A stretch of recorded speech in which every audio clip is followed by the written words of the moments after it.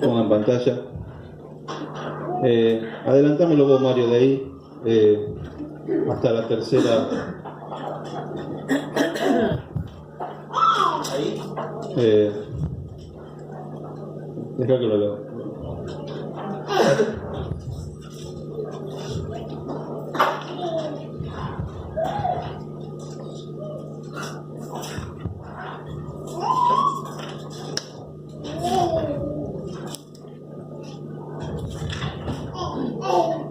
Muy bien, hasta ahí habíamos llegado el domingo pasado. Estamos hablando acerca del Evangelio, de la necesidad de la renovación de un Evangelio a nivel personal, a nivel iglesia.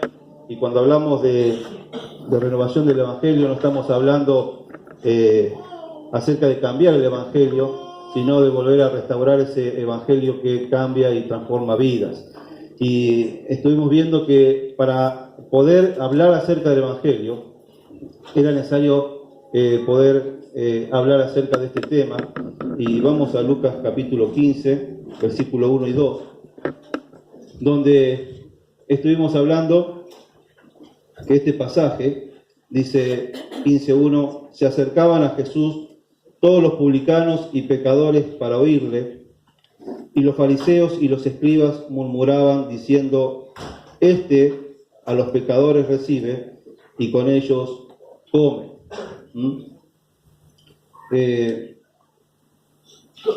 Dijimos que este pasaje hablaba de tres personas, los publicanos, los fariseos y Jesús, y que estas tres personas representaban tres formas de vida. Los publicanos eran los pecadores, los irreligiosos, los que no practicaban la religión judía, los que no iban a la sinagoga, pero tampoco obedecían a Dios. Es decir, hacían su vida dejando de lado a Dios y dejando de lado lo que era la sinagoga en ese tiempo, lo que sería hoy, bueno, no van a la iglesia. Y vimos que estas personas eran lo peor de la sociedad, de tal manera que los fariseos no se juntaban con estas personas, eran consideradas lo peor de lo peor. Pero también estaban los religiosos, los fariseos, que ellos sí eran los justos, los santos, los que cumplían la ley. Y ellos, por supuesto, eran los dueños de la sinagoga, asistían a la sinagoga. Ellos realmente, el orgullo de ellos era que nosotros sí obedecemos a Dios, seguimos a Dios, cumplimos con todas las leyes de Dios. Entonces ellos eran los religiosos. Pero Jesús, con Jesús lo relacionamos con el Evangelio. Él vino a traer el Evangelio. Él vino a decirles: miren, ninguna de esas dos opciones, ni la irreligión ni la religión, los van a llevar a Dios. No son dos maneras correctas de vivir. La mejor manera es el Evangelio. Es a través de mí que ustedes pueden tener una vida diferente.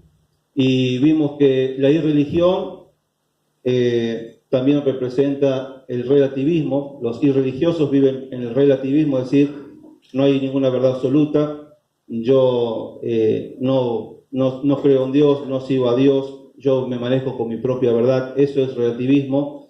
Los fariseos son aquellos que propagan el moralismo. Ellos sí obedecen ciertas reglas, ciertas leyes, tanto de Dios como ceremoniales. Y dijimos que Jesús vino a traer el Evangelio. El Evangelio, ¿se acuerdan? De la gracia. Que no es lo que yo tengo que hacer para llegar a Dios, sino lo que Dios hizo para que yo pueda llegar a Él. Y vimos que la irreligión es la gracia sin la verdad, la religión es la verdad sin gracia, y Jesucristo, ¿se acuerdan? Es gracia y verdad. Hice un recuento rápido. Quizás los que han venido por primera vez esta noche, que están con esta serie, no han entendido mucho, pero no quiero extenderme mucho en esto porque si no se me va la hora. Hasta aquí llegamos el otro día. Y vamos a seguir, lo que estamos haciendo es seguir edificando sobre los principios que estamos viendo cada domingo. Volvamos a Lucas. Yo le invito a volver a Lucas capítulo 15, versículo 1 y 2. Entonces dijimos que estos versículos muestran entonces tres maneras de vivir, pero también muestran la actitud de los publicanos. Dice que los publicanos, se acercaban a Jesús, que todos los publicanos y pecadores para oírle. Así que este pasaje no solamente muestra las tres maneras de vivir, la irreligión, religión y el evangelio, sino que muestran en primer lugar también cuál es la actitud de los irreligiosos, cuál es la actitud de los publicanos, de los pecadores. Ellos se acercaban para ir a Jesús.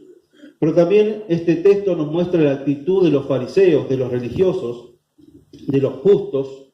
Ellos eran indiferentes a los publicanos, eran indiferentes a Jesús. Ellos condenaban, ellos juzgaban, ellos se enojaban.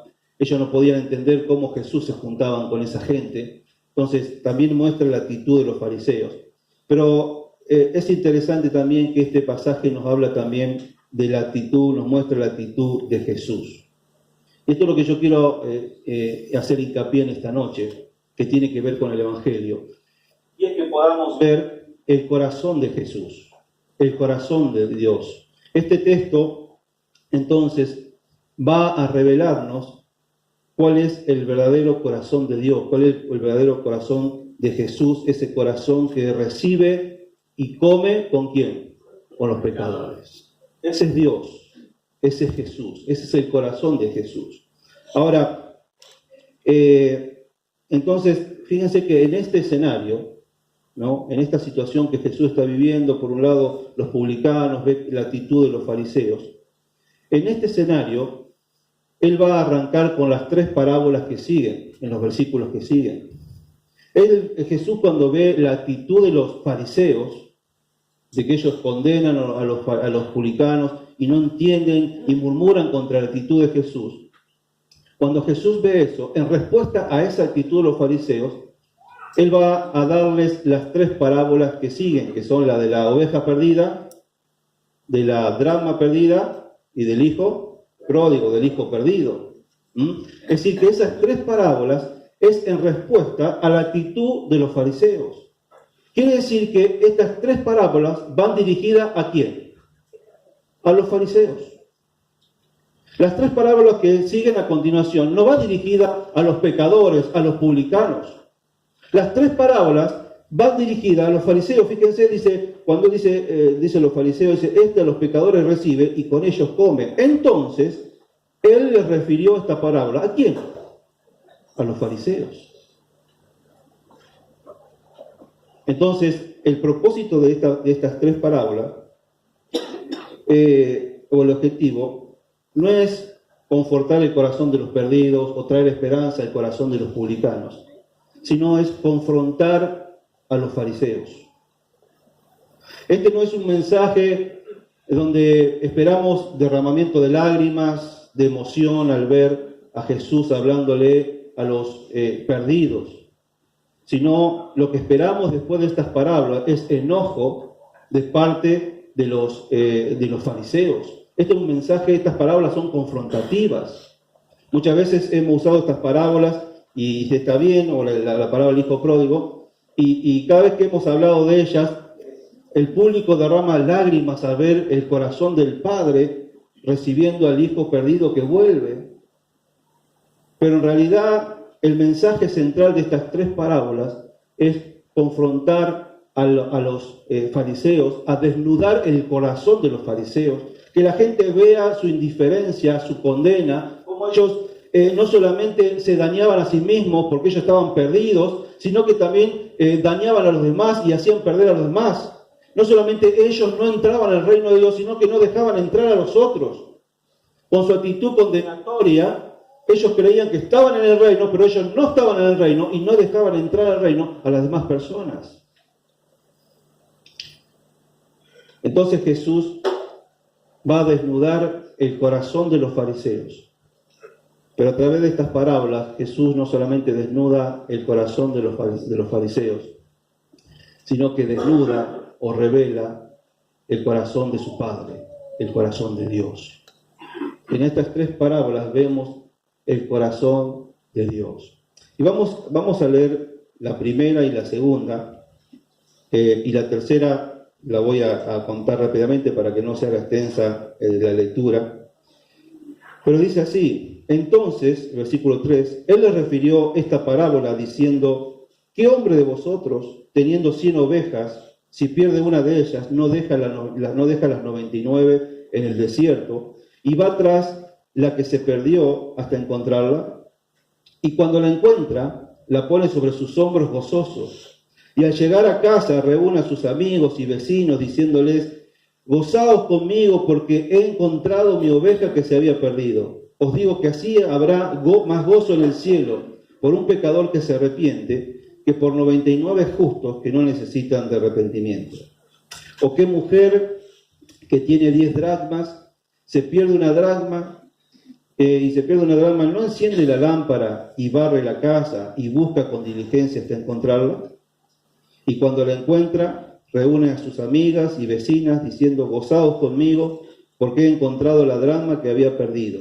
Así os digo que hay gozo delante de los ángeles de Dios por un pecador que se arrepiente. Y el versículo 11 también dijo: un hombre tenía 2 hijos. Y una vez yo le comenté que está mal llamada la parábola del hijo pródigo, porque en realidad no es la historia de un hijo, sino la historia de ¿qué? De 2 hijos. Dice ahí, un padre tenía ¿qué? 2 hijos. Y ustedes saben que el menor le pide la herencia al padre y la malgasta y vive perdidamente, dice el versículo 13, pero un día en una situación ya el límite, él decide volver arrepentido al padre. El padre lo recibe con los brazos abiertos, lo perdona, le restaura su condición de hijo, pero resulta que el hijo mayor que estaba en la casa, ¿qué pasa? Se enoja, ¿no? Y no entiende la actitud del padre, ¿no? Entonces, estas tres parábolas tienen un bosquejo similar. Estas 3 parábolas tienen un bosquejo similar y muy sencillo. En primer lugar, en cada parábola hay algo valioso que se pierde. Hay algo valioso que se pierde.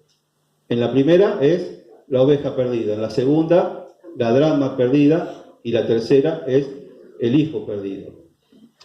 En segundo lugar, en las 3, eso algo valioso que se ha perdido es buscado. En la de la oveja, el pastor sale a buscar la oveja. En la de la dracma, la mujer sale a buscar, busca la dracma perdida. Y en la tercera, si bien el padre no sale a buscar, pero está esperando siempre y recibe al hijo. En tercer lugar, en cada una de esas parábolas, eso algo que es valioso, que se perdió, es buscado, y en tercer lugar es hallado, es encontrado. El pastor encuentra la oveja, la mujer encuentra la dracma, la moneda, y el padre vuelve a encontrar al hijo. Y en cuarto lugar, eso que es buscado y hallado, a lo último es celebrado. Cuando es encontrado, es celebrado. El pastor celebra cuando encuentra la oveja, la mujer celebra cuando encuentra la moneda, y el padre celebra cuando el hijo vuelve. Entonces, ese bosquejo se da en todas las parábolas. Algo valioso que se pierde, eso valioso es buscado, tercero es hallado y cuarto es celebrado. Después vamos a ir desmenuzando más adelante estos conceptos de lo que es encontrar, el concepto de encontrar, el concepto del gozo, de la celebración del Padre, del gozo por haber encontrado lo que se había perdido. Entonces, podríamos decir entonces que para los publicanos, entonces cada parábola va a representar a los publicanos, a los fariseos y a Jesús, va a ilustrar la religión, el evangelio. Entonces, en la historia, en la parábola de la oveja perdida, los publicanos son la oveja perdida. Los fariseos son las 99 ovejas que quedan, y el pastor es Jesús. ¿Me van siguiendo cómo Jesús va a ir relacionando cada personaje con la parábola? Entonces, la oveja perdida está hablando de los publicanos, los que están perdidos, los pecadores. Las 99 son los justos, los fariseos, y el pastor es Jesús. En la de la dracma, los publicanos serían la dracma que se pierde, los fariseos son las 9 dracmas que quedan, y en la parábola la mujer representa a Dios o a Jesús. En la historia del hijo pródigo, de los dos hijos, el hijo menor representa a los publicanos, el hijo mayor son los fariseos, ¿no? Y el padre es Dios o es Jesús. Y cerramos diciendo que los publicanos son los pecadores, los fariseos son los justos, y el Padre es el que busca. Fíjense en el versículo 7, dice: os digo que así habrá más gozo en el cielo, por un pecador, ahí estamos, el pecador que se arrepiente, que por 99 que justos que no necesitan arrepentimiento. Entonces, ustedes tienen allí ilustrado las 3 maneras de vivir, los 3 tipos de personas, y cómo Jesús ilustró esa forma de vivir en estas 3 parábolas, y vamos a tratar de ir analizándolas. Entonces, en primer lugar, a través de estas 3 parábolas, Jesús da un detalle completo de lo que es una persona irreligiosa, de una persona que está perdida. Fíjense que en las 3 parábolas hay algo que se repite, y es el concepto que Jesús tiene de las personas que son irreligiosas. Dice: la oveja perdida, la dracma perdida y el hijo perdido. Entonces, cuando Jesús habla de las personas, de los pecadores, dice que una persona irreligiosa, una persona pecadora, es una persona que está perdida. Y este es el concepto que Dios tiene de cada uno de nosotros, es decir, estamos perdidos. Y lo que mejor ilustra esto, en primer lugar, es la oveja perdida. Entonces, el irreligioso, en la historia de la oveja, está representada por la oveja perdida. Y una oveja perdida tiene 2 características. En primer lugar, es una oveja sin rumbo, sin dirección. Ustedes saben que las ovejas no tienen orientación propia, siempre necesitan de un pastor, necesitan de una guía. Entonces, la oveja perdida simboliza una persona sin dirección, sin guía, sin rumbo. La oveja no sabe de dónde salió, a dónde va, no sabe dónde está parada, está como si fuera en tinieblas. Y esta es la condición que Jesús trata de ilustrar de una persona que está perdida.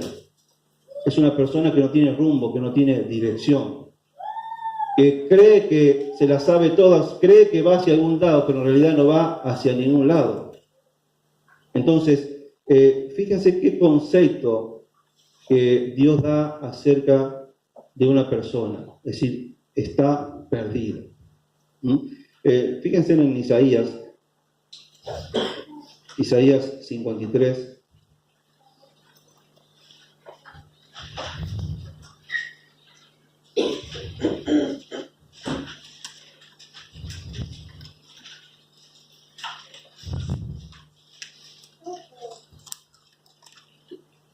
Dice 53:6: todos nosotros nos descarriamos como ovejas, cada cual se apartó por su camino, mas Jehová cargó el pecado de todos nosotros. Pero fíjense cómo Dios grafica nuestra condición. Somos como ovejas que nos hemos descarriado, que cada uno se apartó por su camino. Ahora, esto indica también que una oveja, no solamente cuando una oveja se pierde, no solamente que pierde el rumbo, sino que está sola. Una oveja perdida, cuando la oveja se iba del redil, estaba sola. Y cuando una oveja estaba sola, estaba vulnerable a todos los enemigos, a todos los animales feroces, estaba expuesta a que la maten, expuesta a cualquier cosa. Fíjense lo que dice Mateo. Vamos a ver en Mateo.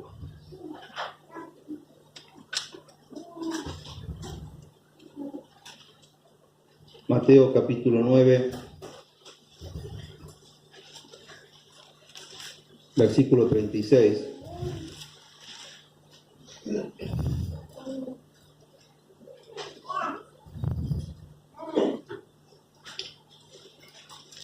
Dice Mateo 9:36, y al ver las multitudes, tuvo compasión de ellas, porque estaban desamparadas y dispersas, como ovejas que no tienen pastor. Otra vez, cuando Jesús mira a la multitud, las ve como ovejas perdidas. Esa palabra desamparadas significa vapuleadas, despellejadas, acosadas, perturbadas, maltratadas, destrozadas, agotadas, exhaustas, indefensas, postradas, derribadas. Jesús estaba en medio de la multitud. El contexto habla de que venían a él personas enfermas, cojos, ciegos, sordos, venían paralíticos, venían gente pobre y con problemas económicos, venían gente con problemas espirituales como eran los endemoniados. Y toda la gente venía a él y él miraba a esas multitudes y él podía mirar el interior de sus almas, de sus vidas, y él veía la gravedad de su corazón, de la condición en que estaban, y Jesús decía, estas personas están perdidas, están desamparadas. Y los pastores, que tendrían que haberla cuidado, que eran los fariseos, eran los líderes religiosos, en vez de haberlas cuidado y protegido, la habían desamparado, le habían puesto más cargas de las que tenían que llevar. Entonces, Jesús está hablando aquí y está ilustrando la condición tremenda en la que se encuentra la sociedad, en la que se encuentra el ser humano. Está perdido interiormente, está destrozado, está roto por el pecado. Entonces, la parábola de la oveja perdida habla del ser humano perdido en este sentido. Es una persona sin dirección, sin rumbo, y está sola y está a merced de cualquier cosa. Pero en la parábola de la dracma perdida, al perdido, cuando se lo representa con la dracma, está hablando de una dracma que es algo que no tiene vida, es algo insensible. Y está ilustrando también que esa moneda, la dracma era el salario de un día, era lo que le pagaba a una persona por trabajar un día. Esa dracma está simbolizando una moneda, simboliza algo que no tiene vida, algo que es insensible. Y ustedes saben que cuando una moneda se pierde, esa moneda no tiene la capacidad de que alguien la encuentre por ella misma. Es decir, si alguien no la busca, ¿qué pasa? Esa dracma nunca va a ser ¿qué? Encontrada. No hay capacidad en la dracma para hacer algo, hacer alguna seña, hacer algo, decir acá estoy, busque. No, porque no tiene vida. Y si esa dracma no es buscada, no tiene posibilidad alguna, no tiene esperanza alguna de que sea encontrada. Y acá está ilustrando otra característica más de una persona que está perdida. No solamente no tiene dirección, no solamente no tiene rumbo, no solamente está en tinieblas, sino que una persona perdida es una persona que no tiene vida, que no tiene sensibilidad a Dios, y que somos personas que si Dios no nos busca, no hay nada en nosotros que podamos hacer para ser hallados. ¿No? Las religiones de hoy te dicen, bueno, vos tenés que hacer esto y esto y esto para llegar a Dios, para encontrar a Dios. Y la Biblia dice que no hay justo ni en uno, no hay quien entienda, no hay quien que busque a Dios. Entonces, con la parábola de la oveja, en la parábola de la oveja, el perdido es una persona sin dirección, sin rumbo. En la dracma, el perdido representa a una persona que está sin vida y que no tiene capacidad propia para buscar a Dios. Y en el hijo perdido, ahí habla ya de la conducta, de la perversión. Como este hijo, dice el versículo 13, que una vez que tuvo la herencia de su padre, dice que vivió perdidamente, gastando en todos los placeres. Entonces, una persona que vive sin rumbo, sin dirección, que no tiene vida espiritual, la consecuencia lógica es vivir de acuerdo a sus deseos, vivir egocéntricamente, vivir egoístamente, dándose a todos los placeres sin tener en cuenta a Dios, ¿no? Entonces, cuando Jesús quiere dar el cuadro de una persona perdida, Él usa estas 3 parábolas para dar un concepto completo de lo que es una persona perdida. Una persona perdida es como una oveja perdida, es como una dracma perdida, es como este hijo que se perdió, que quiso vivir de acuerdo a su antojo, sin tener en cuenta la voluntad del Padre. Entonces, es tristísimo. Jesús miraba a las multitudes, miraba a la gente, miraba a los publicanos, y Él los veía con esos ojos. Él podía ver el corazón de ellos, lo perdido que estaban. Y de la misma manera, así como los miraba a ellos, nos mira a nosotros, y te mira a vos, me mira a mí. Y aquellos que estamos analizando estas 3 formas de conducta, no es que Jesús defendía a los irreligiosos y por eso se juntaba con ellos. No, Él tenía una mente más amplia. Jesús, dijimos, Él lo que trata de mostrarle que todos estaban perdidos, tanto los irreligiosos como los religiosos. Pero Él quiso mostrarle a los irreligiosos, cuando Él se juntaba con los publicanos, dice la Biblia que ellos se acercaban ¿para qué? ¿Para qué? Para oírle. Y si ellos oían, Jesús ¿qué? Les hablaba. Y Jesús se acercaba a ellos y comía con ellos. Pero Él les decía lo perdido que estaban y que necesitaban de un Salvador.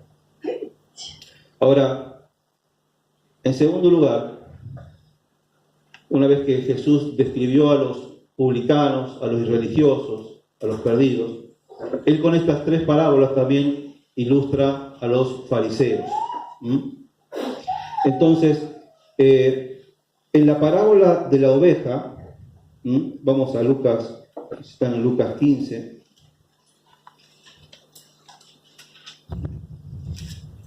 Lucas 15.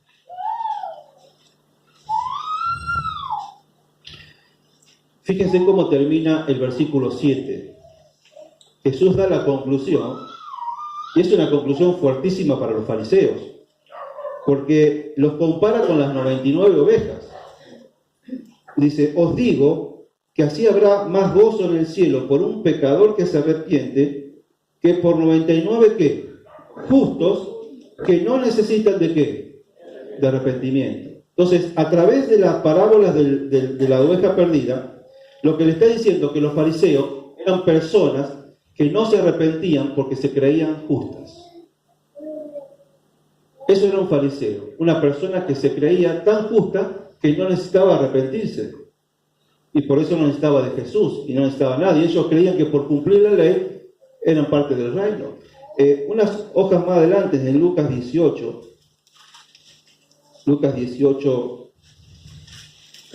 versículo 9, en la parábola del fariseo y el publicano, una vez más, dice, a unos que confiaban en sí mismos como justos. ¿Esto quién eran? Los fariseos. Y menospreciaban ¿quién? A los otros, a los publicanos. Dijo también esta parábola: 2 hombres subieron al templo a orar. Uno era fariseo y el otro era publicano. El fariseo, puesto en pie, oraba consigo mismo de esta manera: Dios, te doy gracias porque no soy como los otros hombres, ladrones, injustos, adúlteros, ni aun como este publicano. Ayuno 2 veces a la semana, doy diezmos de todo lo que gano. Qué conceptito que tenía de sí mismo. Claro, ¿qué van a necesitar arrepentirse? Si ellos se consideraban que eran los mejores de todos, dicen, no soy como este publicano. Entonces, a través de la oveja perdida, Jesús llega a esta dura conclusión. Ustedes son como las 99 ovejas, que son personas que se creen que no necesitan arrepentirse de nada. Pero a través de la dracma perdida, también en la conclusión, también es fuerte para los para los fariseos. Fíjense lo que dice en el versículo 10. 15:10.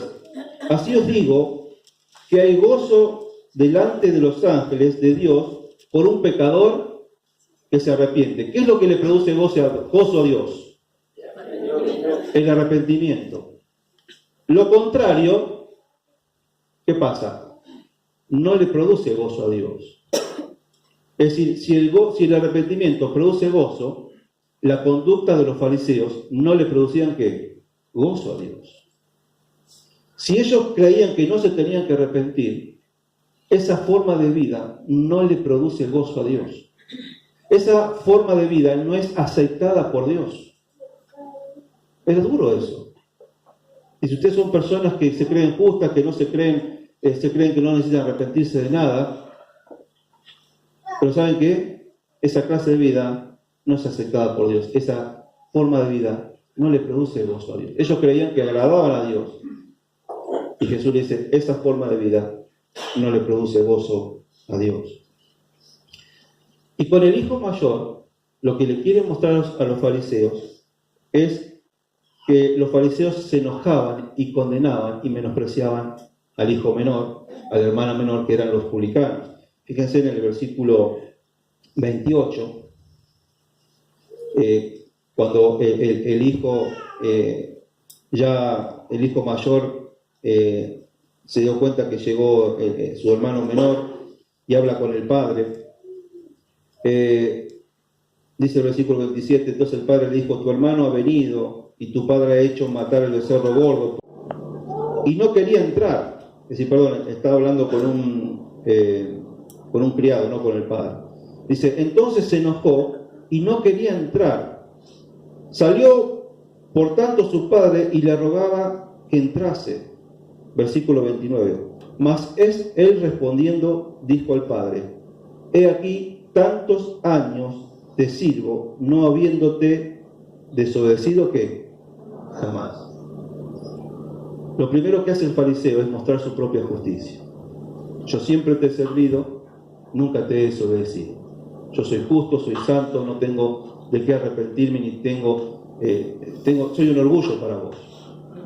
Entonces, fíjense cómo Jesús, en primer lugar, le quiere mostrar cómo los fariseos siempre estaban tratando de mostrar su propia justicia, pero también cómo ellos menospreciaban a los otros. Dice, he aquí tantos años te sirvo, no habiéndote desobedecido jamás, y nunca me has dado ni un cabrito para gozarme con mis amigos. Pero cuando vino tu hijo, ni siquiera es mi hermano, este es tu hijo, no es mi hermano, es tu hijo, dice, que ha consumido tus bienes ¿con qué? Con rameras. Es decir, no solamente que muestra su justicia, sino que escracha la vida del otro, menosprecia y condena la vida de los otros. Tu hijo anduvo con prostitutas, se gastó toda la plata en placeres. Entonces, Jesús está mostrando cómo los fariseos condenaban, menospreciaban a los publicanos, cómo los juzgaban, cómo realmente ellos eran indiferentes a la condición que los publicanos tenían. Los publicanos estaban perdidos, estaban en una condición gravísima.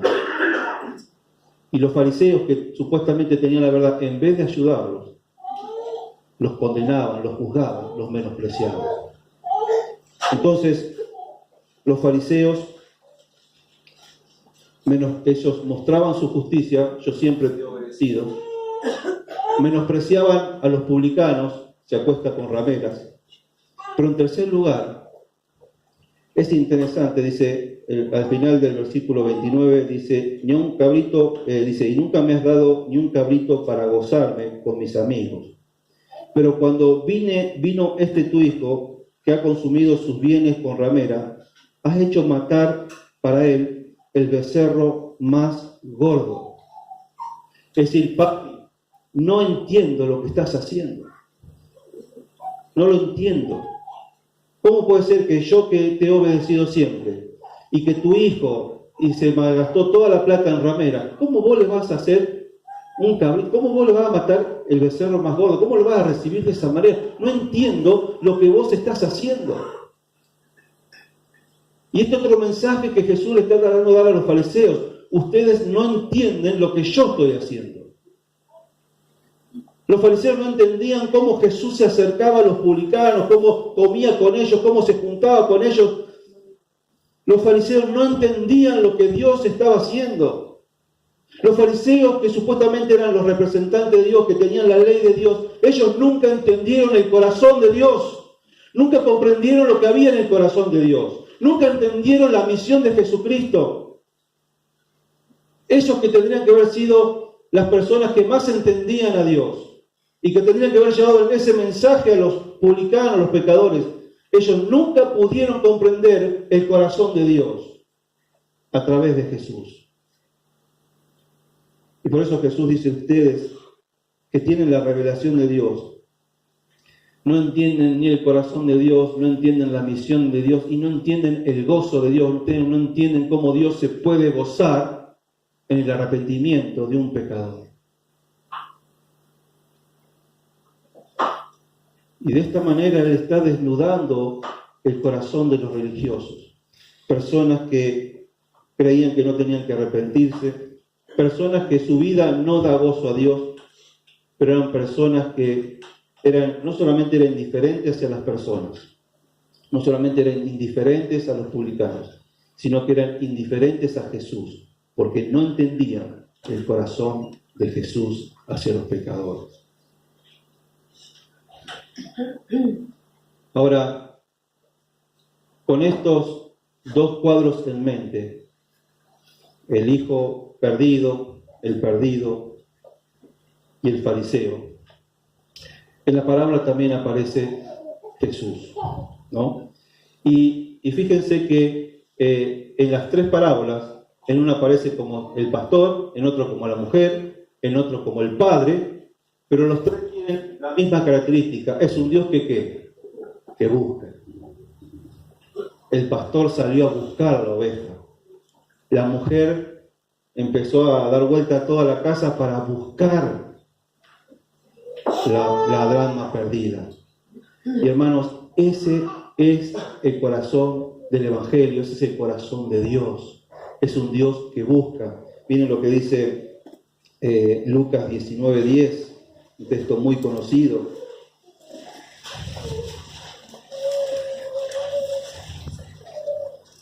Dice Lucas 19:10, porque el Hijo del Hombre vino, ¿qué? A buscar y a salvar lo que se había, ¿qué? Perdido. Y este es, mis queridos, y esto es lo que yo quiero poder transmitirle en esta noche: este es el corazón de Dios, este es el corazón de Jesús. Es uno que vino a buscar lo que estaba perdido, ¿no? Entonces, fíjense cómo Jesús trata de hacerlos reflexionar a ellos. Cuando Él les cuenta estas tres parábolas, trata que los fariseos se metan en la historia, ¿no? Entonces, es como Jesús le diría: ¿ustedes qué creen? ¿Ustedes creen que una oveja perdida tiene valor? Y sí, más vale que una oveja tiene valor. ¿Ustedes creen que una dracma tiene valor? Que es el salario de un día. Y sí, tiene valor. ¿Ustedes creen que un hijo que se pierde tiene valor? Y sí, más vale que tiene valor. Entonces, si una oveja perdida tiene valor, si una moneda perdida tiene valor, si un hijo perdido tiene valor, un alma perdida tiene ¿qué? Mucho más valor. Jesús le dice: ¿a ustedes les parece correcto que el pastor haya dejado las 99 para ir a buscar esa oveja perdida? Sí. ¿A ustedes les parece bien que esa mujer empezó a revolver cielo, tierra y mar en su casa para buscar la dracma perdida? Sí. ¿Ustedes creen que lo que el Padre hizo está bien de recibir al Hijo de vuelta? Sí. Entonces, ¿cuán más correcto es que yo reciba o vaya a buscar a las almas perdidas? Si ustedes creen que el pastor hizo bien y que la mujer hizo bien y que el padre hizo bien, entonces yo también estoy haciendo bien a ir a buscar a las almas perdidas. Ustedes valoran y creen que lo que hicieron la mujer, lo que hizo el pastor, lo que hizo el padre está bien, y me están condenando a mí por buscar a los pecadores.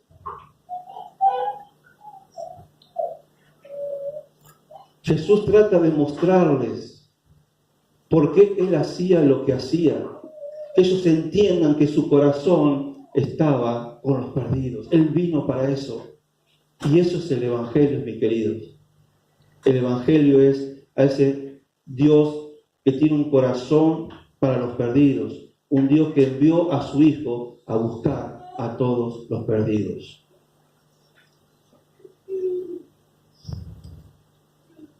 Dios es un Dios buscador. Y eso me habla de que Él tomó la iniciativa. Él vino a buscarnos, Él tomó la iniciativa. También indica que Él tuvo que tomar la iniciativa porque nosotros no podíamos hacer nada. Yo no podía hacer nada para poder llegar a Dios, y yo le decía recién que esto es lo que las religiones proponen, todo lo que tenemos que hacer para llegar a Dios. Pero el Evangelio te dice, vos no tenés que hacer nada para llegar a Dios, Dios te vino a buscar a vos.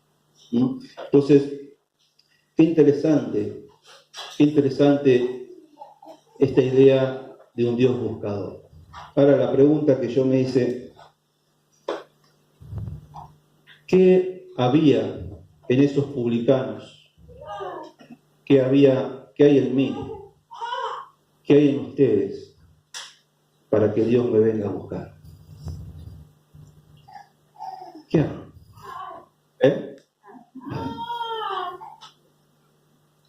En Deuteronomio capítulo 7, versículos 6 al 8, dice Dios al pueblo de Israel, yo los elegí a ustedes, no porque ustedes eran los mejores de la tierra, sino porque yo los amé. Esa es la única razón por la cual Dios te vino a buscar a mí, a vos, me vino a buscar a mí. Es la única razón por la cual Él se juntaba con los pecadores, porque los amaba. Porque si Él tendría que haber buscado algo en nosotros para venir a buscarnos, nunca hubiera tenido un motivo para venir. No hay nada en nosotros que motive a Dios para que me venga a buscar. Solamente su amor desinteresado, su amor por mí. Mi querido, Él te ama. Él me ama a mí, Él te ama tal como sos, no como algún día vas a ser. Dios te ama tal como sos. Y Él se da cuenta que vos estás perdido, y por eso vino a buscarte y vino a morir en una cruz para que vos puedas ser salvo por Él. Ahora, yo quisiera terminar en esta noche con algunas preguntas de reflexión. En primer lugar, ¿de qué lado está Jesús? ¿De los publicanos? ¿De los fariseos? ¿De los irreligiosos? ¿De los religiosos? ¿De qué lado está Jesús? Jesús no está de ningún lado. Nosotros leemos la historia y parecería que Dios está del lado de los publicanos. Pero Jesús no está de ningún lado. ¿Por qué? Porque ninguno de ellos está del lado de Jesús tampoco. Para Jesús los dos están perdidos. El irreligioso, el publicano, el pecador está perdido. Y Jesús se lo mostró, ustedes están perdidos. No es que yo tengo solamente preferencia por ustedes. Ustedes están perdidos y nunca ustedes tuvieron la capacidad de venir a buscarme a mí, así que ustedes nunca estuvieron de mi lado. A los fariseos les dice, ustedes creen que están en el reino, pero ustedes también están perdidos. Y nunca tampoco me buscaron y ni creen que me necesitan. Es decir, Jesús no está de ningún lado. Ahora,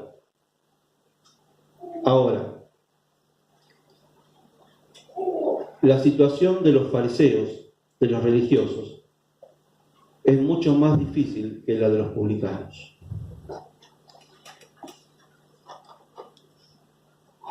Miren, es más fácil que se convierta, que se entregue al Señor la peor ramera del pueblo y no la persona más buena del pueblo.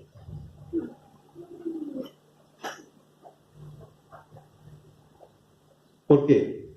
Porque lo que hemos visto es que el publicano, el pecador, el irreligioso, está más dispuesto a ¿qué? A oír, a escuchar, a recibir el Evangelio. El religioso cree que está bien, que no tiene que arrepentirse, que con su conducta va a lograr el cielo. Entonces, Jesús no está de ningún lado, pero el religioso está en una peor condición porque no ve la necesidad de Dios. Entonces, muchas veces, no, ¿qué se va a convertir? Si mira la vida que lleva. No, un Saulo se convirtió. Entonces, hermanos, es más factible que se convierta el peor de todos que el más santo de todos. Porque vos le vas a hablar del Evangelio y dices, no, yo no necesito eso. Ya tengo mi religión. Yo creo que Dios me va a perdonar, me va a aceptar. Entonces, Jesús no está de ningún lado, pero el religioso corre con desventaja. Otra reflexión que quiero hacer es que quizás se preguntaban también los fariseos, ¿por qué las personas seguirían a Jesús si no vienen a la iglesia? Los fariseos decían, ¿por qué estas personas, estos publicanos, siguen a Jesús, quieren escuchar a Jesús, pero no vienen a la sinagoga? Y yo le decía el otro día, es más factible que alguien, yo le hablaba con una persona, ¿vos crees en Dios? Sí, yo en Jesús, y yo no tendría problema de seguirlo, pero yo a la iglesia no voy. ¿Por qué la gente tiene resistencia a ir a una iglesia, pero sí quizás a seguir a Jesús? Bueno, porque para las personas el cristianismo significa religión y moralismo. Las personas identifican a una iglesia con religión y con moralismo y con conducta y con cumplir ciertas reglas. Y esa imagen que tienen ellos de la iglesia, ¿quién se la dio? ¿Qué? Nosotros. Cuando una persona va a una iglesia, cree que va a entrar a una religión. Saben que en el Nuevo Testamento, en la iglesia primitiva, cuando arrancó la primera iglesia, la gran novedad es que no era religión. Ellos predicaban a un Jesús, una relación con Jesús. Entonces, la gente se acercaba a un creyente y le decía, ¿y dónde tienen el templo ustedes? No, no tenemos templo nosotros. Nosotros somos el templo de Dios ahora. ¿Y dónde están los sacerdotes? ¿Tienen sacerdotes? No, no tenemos sacerdotes. ¿Por qué? Porque nosotros somos reyes y sacerdotes. ¿Y dónde están los sacrificios? ¿Dónde hacen los sacrificios? No tenemos sacrificios. Porque Jesús ya fue sacrificado por nosotros en la cruz. Y ese sacrificio se vio para siempre. Entonces ellos no tenían ni sacerdote, ni iglesia, ni templo, ni sacrificio, ni nada. Y eso fue lo que cautivó a la gente. Empezar a seguir a un Jesús vivo, real, que transformaba la vida, lejos de la religión. Y nosotros hemos transformado al cristianismo en religión, en cristianismo en iglesia, y hemos dejado de lado nuestra relación con el Señor. Y cuando eso ocurre, nuestra vida no es transformada. Cuando eso ocurre, Dios ya no puede obrar en nuestras vidas. Terminamos cumpliendo ciertas reglas, ciertas leyes, pero no tenemos una relación fresca con nuestro Señor. Cuando creemos que el templo es este lugar, no. Cuando creemos que el sacerdote es el pastor que me tiene que enseñar todos los domingos, pero que yo no tengo relación propia con el Señor. Cuando el sacrificio de Cristo ya no basta, yo tengo que hacer algún otro sacrificio más, tengo que leer la Biblia, orar, ir a la iglesia, hacer un servicio, porque si no, Dios se enoja y me castiga. Y hemos transformado el cristianismo, que no era religión, en una religión. Entonces, cuando la gente identifica una iglesia con religión, tenemos que analizar nuestras vidas, qué es lo que estamos transmitiendo a nuestros vecinos, a nuestros amigos, qué es lo que estamos enseñando desde este lugar como iglesia, qué es lo que estamos manifestando.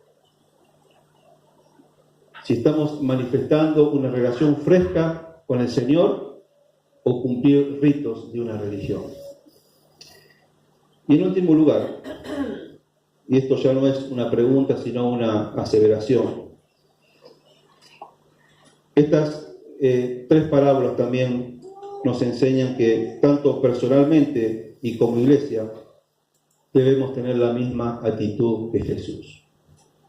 ¿Cuál fue la actitud de Jesús? En primer lugar, miró con compasión. Cuando él veía las multitudes, ¿se acuerdan? Dice, al ver las multitudes, ¿qué? Tuvo compasión. Y esa es la mirada que tenemos que tener, la mirada de Jesús. Es decir, ¿cómo nosotros miramos a la gente que nos rodea? ¿Cómo vos mirás a tu vecino? ¿Cómo vos mirás a tu amigo, a tu compañero de trabajo? ¿Cómo mirás la vida de las personas de esta sociedad? ¿Cómo mirás a los jóvenes? Decime la verdad. ¿Vos te crees mejor que tu vecino? ¿Porque sos creyente? ¿Cómo mirás a tu vecino que vos sabés quizás que engaña a la esposa? Y vos lo mirás y decís, mirá este tipo, ¿no? Lo que hace. ¿Vos crees que sos mejor que él? ¿Y lo condenás? O podés decir, si no fuera por el Señor, yo también sería igual a él. Cuando analizamos los jóvenes que vemos se emborrachan, se chupan, se drogan, está perdida. Miramos con compasión a cada persona, a los homosexuales, lesbianas, a las que son lesbianas. ¿Cómo miramos a la gente pecadora? ¿Nos creemos superiores a ellos porque Cristo ha cambiado nuestras vidas? ¿Las condenamos?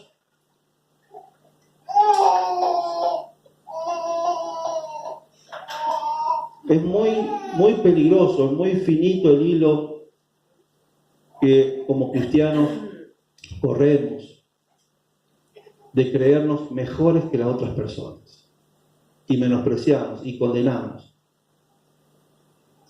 y no nos ponemos en el lugar de ellos para poder acercarnos, para poder llegar a ellos y darnos cuenta que esas personas necesitan a Jesús y que si a mí no me hubiera buscado el Señor, yo estaría en la misma condición que ellos o peor. Yo cuando era joven, si no hubiera conocido al Señor, hubiera sido igual que ellos. ¿Qué sería de mi vida si yo no hubiera conocido al Señor de chico? Pero no es que yo no conocí al Señor, Él me buscó a mí. Entonces yo no soy mejor que nadie. Al contrario, sería el peor de todos. Pero Pablo decía, lo que soy lo que soy. ¿Por qué? Por la gracia de Dios. Entonces, mis queridos, lo primero que tenemos que empezar como cristianos es a tener la mirada de Jesús.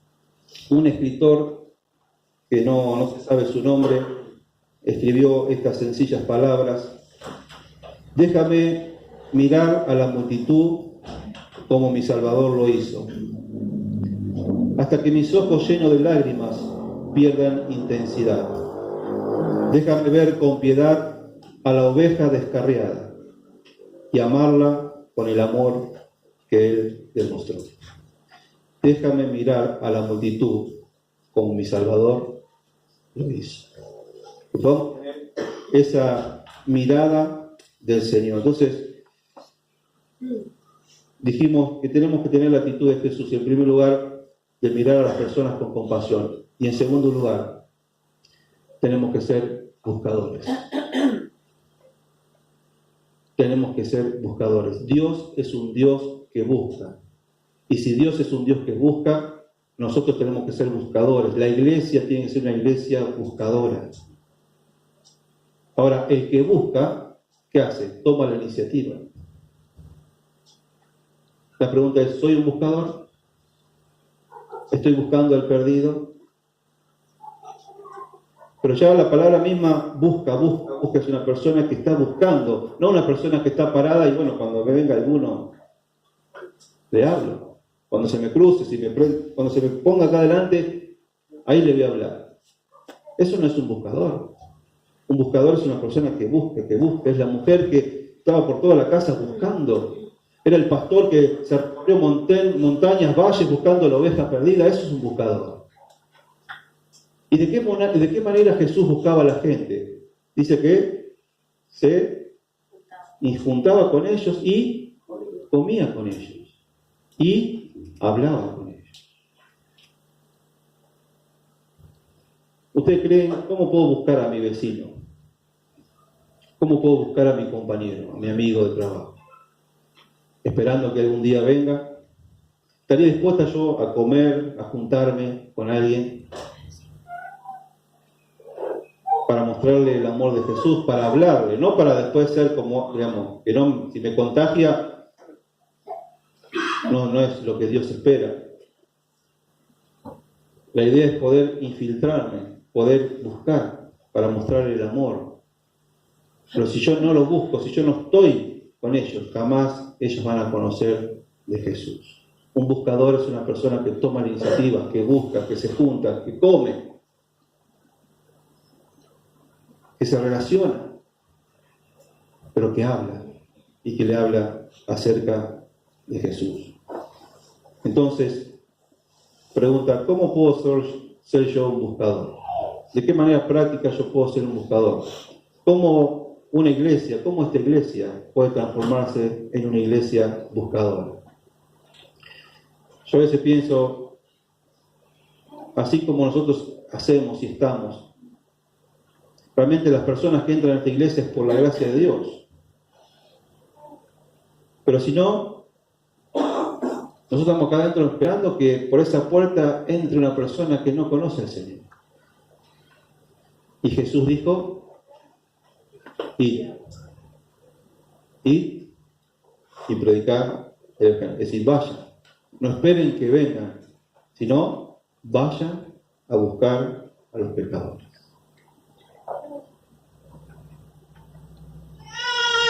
Muchas veces terminamos siendo el hijo mayor, terminamos siendo los religiosos, que nos conformamos con un culto, con venir los domingos, con hacer ciertas cosas, y hemos dejado de buscar al pecado. Al contrario, nos creemos más que ellos porque Jesucristo cambió nuestras vidas. Estamos contentos con la vida que tenemos, estamos gozosos por la familia que tenemos, pero hemos dejado de buscar al pecado. Y si hemos dejado de buscar al pecado, estamos dejando de entender realmente cuál es el corazón de Dios. Amén. Vamos a orar al Señor, vamos a poner